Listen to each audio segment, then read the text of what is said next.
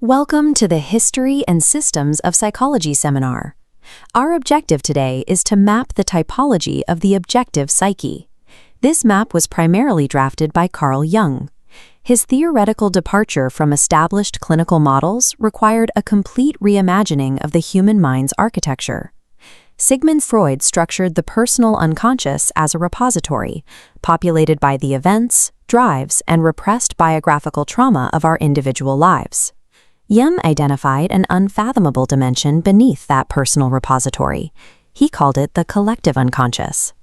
This deep layer is identical in all individuals. It does not owe its existence to personal experience and is not individually acquired.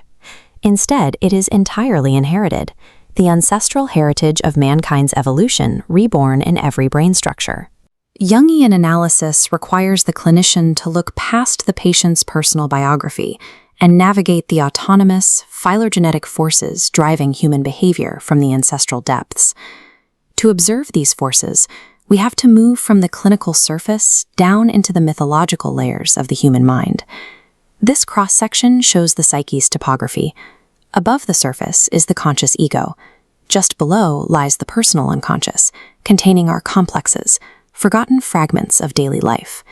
At the deepest level is the collective unconscious, populated by archetypes, pre-existent instinctual patterns. Activity in these layers reaches the surface through the dreaming process. Ordinary dreams emerge from the personal unconscious, acting as mechanisms that process the residue of daily worries and events. Big dreams operate on a different scale. They erupt directly from the collective unconscious as numinous transmissions. They carry profound archetypal weight, leaving the dreamer with an enduring feeling of significance.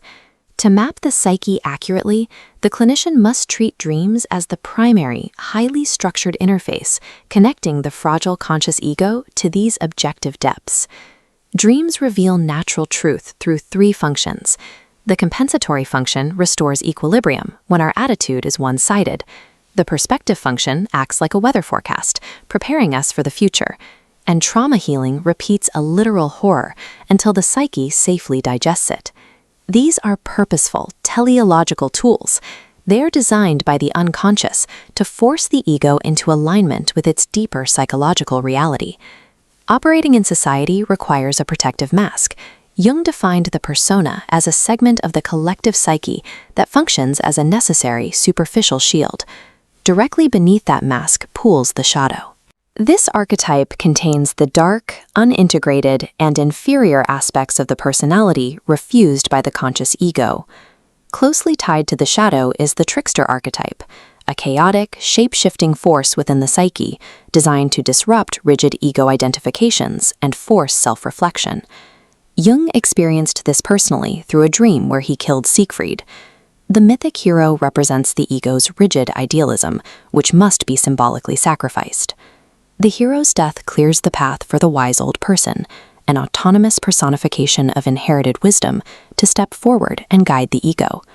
Integrating the shadow and shedding the hero's armor provides the psychological stability required to survive the volatile layers of the objective psyche. If the ego fails to mature, complexes paralyze it. The eternal boy lacks grounded reality. The eternal girl resists adult life. The wounded baby is utterly helpless. These arrests all trace back to the dark root of the narcissistic mother complex. Until these complexes are brought into consciousness, the ego remains paralyzed, incapable of surviving the descent into the objective psyche. Resolving these deep developmental pathologies allows the psyche to finally orient itself toward its ultimate overarching goal, complete structural unification. This unification is expressed through the Syzygy.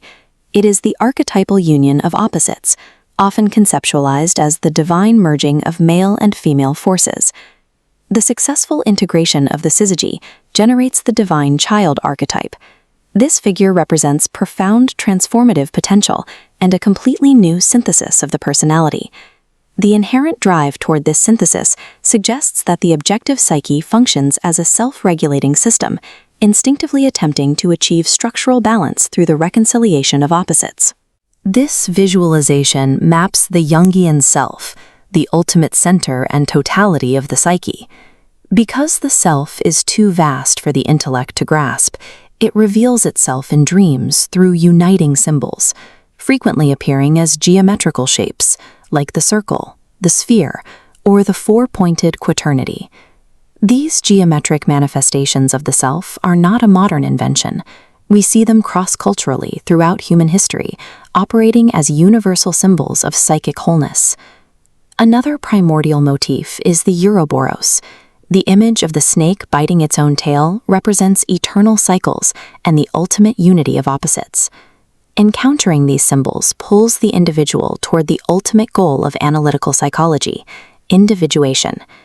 Individuation entails a lifelong, active dialogue between the conscious ego and the unifying center of the self, the courageous process of becoming one's unique totality.